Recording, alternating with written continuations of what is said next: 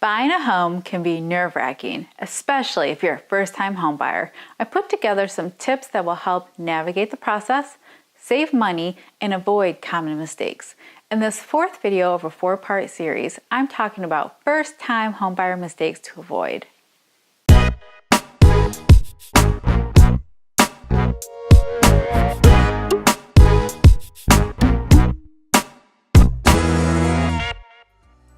With so much to think about, it's unsurprising that first-time homebuyers make mistakes they later regret. Here are some of the most common pitfalls along with tips that will help you avoid a similar fate. Mistake number 1, not budgeting for closing costs. In addition to saving for a down payment, you'll need to budget for the money required to close your mortgage, which can be significant. Closing costs generally run between 2% and 5% of your loan amount. You can shop around and compare prices for certain closing expenses, such as homeowners insurance, home inspections, and title searches. You can also defray costs by asking the seller to pay for a portion of your closing costs. You can find online mortgage calculators to figure out the expected closing costs to help you set your budget. Mistake number 2, not saving enough for after move-in expenses. Once you've saved your down payment and budgeted for closing costs, you should also set aside a buffer to pay for moving expenses and what will go inside the house. This includes hiring a moving company or renting a truck, transferring utilities, new furnishings, appliances, rugs, updating fixtures, new paint, and other improvements you may want to make after moving in. Mistake number 3, buying a home for today instead of tomorrow. It's easy to look at properties that meet your current needs. But if you plan to start or expand your family, it may be best to buy a larger home now that you can grow into. Consider your future needs and wants and whether the home you're considering will suit them. Mistake number 4, passing up the chance to negotiate. A lot can be up for negotiation in the home buying process, which can result in major savings. Are there any major repairs you can get the seller to cover, either by fully handling them or giving you a credit adjustment at closing?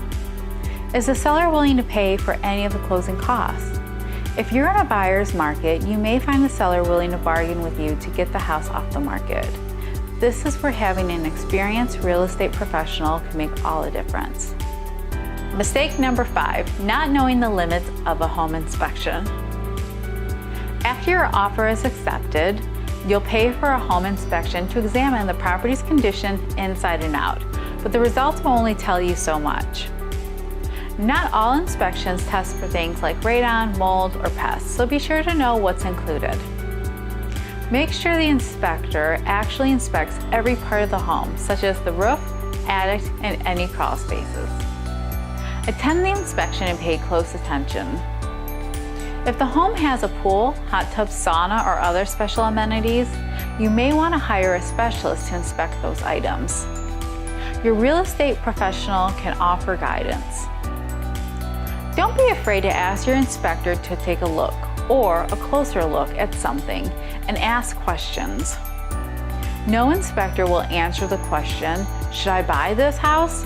So you have to make that decision after reviewing the reports and seeing what the seller is willing to fix.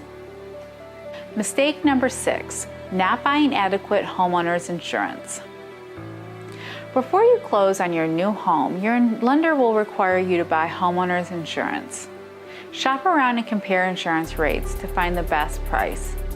Look closely at what's covered in the policies. Going with a less expensive policy usually means fewer protections and more out-of-pocket expenses if you file a claim. Also, flood damage isn't covered by your homeowner's insurance, so if your new home is in a flood-prone area, you may need to buy a separate flood insurance. Just remember to include money in your budget for after you close to have some extra padding for those unexpected expenses that will arise. Be sure to think about what your needs will be 5 to 10 years down the road. Don't be afraid to negotiate. Know the limits of your home inspection, and finally, do research when buying home insurance.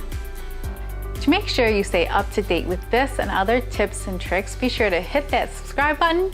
And if you found this useful, give it a like and leave me a comment below.